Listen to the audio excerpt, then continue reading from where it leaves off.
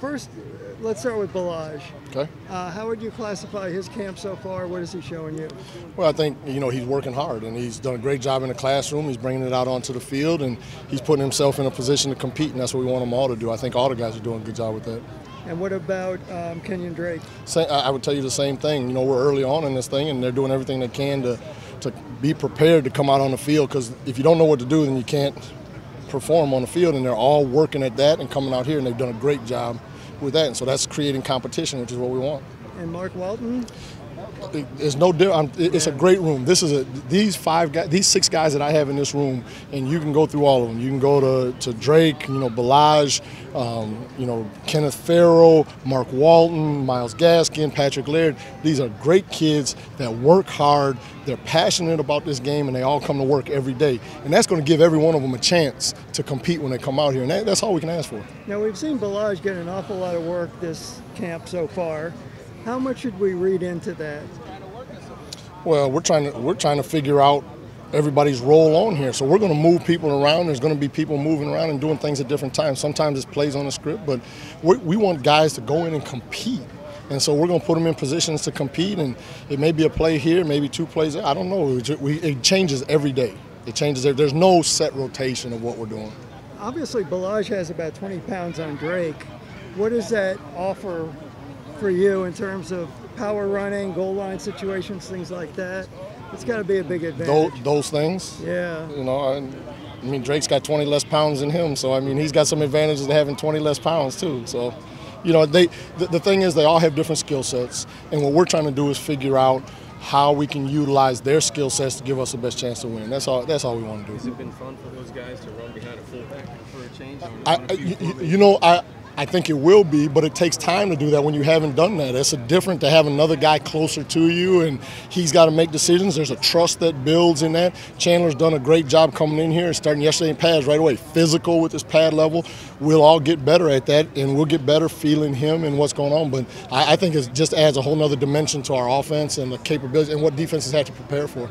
Is it possible that fullbacks will make sort of a comeback in this league? Because for a while, it was like they didn't exist. You shaking your head no. Well, no, that's not a no. They're just hard to find.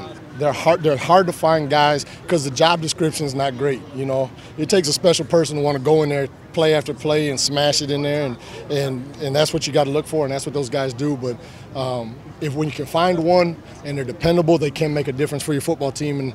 And we think Chandler's on that road. We just got to keep developing and getting better and see if that's how it ended up playing out. I apologize if you've answered this already, but what is the next step for Kenyon Drake? You spent a year with him already. What does he need to do to get his game to the next level? Well, I think there's different things every week, every day that come out. Well, to take his game to the next level, he's got to continue to work, to continue to develop, find other things that he can do to use his skill set.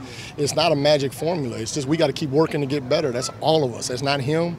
There's just all of us to go to the next level. We got to keep working and keep working. We can't stay, we're good today, so tomorrow I'm going to do the same thing I did yesterday. It just doesn't work that way. It seems like he's been a third down back most of his career, using that situational role. How does he do more? Play on first and second down. I mean, we played him a bunch on first and second down last year, so I don't think he's a third down back. But he's going to determine what that role is by what he does out here. We're not pigeonholing him and say he only does this. We got to put these guys out here, and we got to see what they can do. They'll show us what they can do, and then they'll determine what the roles are and how they do everything. With Walton, what does he need to do to make this football team? I mean, I hate to say it this way. He just got to keep working and establish what his role is and how he can contribute. I don't know what that is. I don't want to say I'm looking for him to do this. That might be limiting him. You know what I mean? He's going to demonstrate to us what he can do, and if there's things that fit into how we see the offense being built and developing, and he's part of that, then he is, and that he'll establish that. We won't determine that and put him in a hole. Different teams have different philosophies when it comes to running backs. Some like to have the so-called workhorse back. Others maybe go with situations and different roles, things like that, or maybe go play to play. I don't know. What is your philosophy and Brian's philosophy toward that? Put the best players on the field that give us the best chance to win. And that's a fact. Whoever gives us the best chance on Sunday, that's who we need to have out there that gives us a chance to win. And then we got to do things around them to make them successful, whoever that is. and that may change week to week or play to play. But I mean, there's so many things that could change, right? It could be week to week. It could be injury situations, this and that.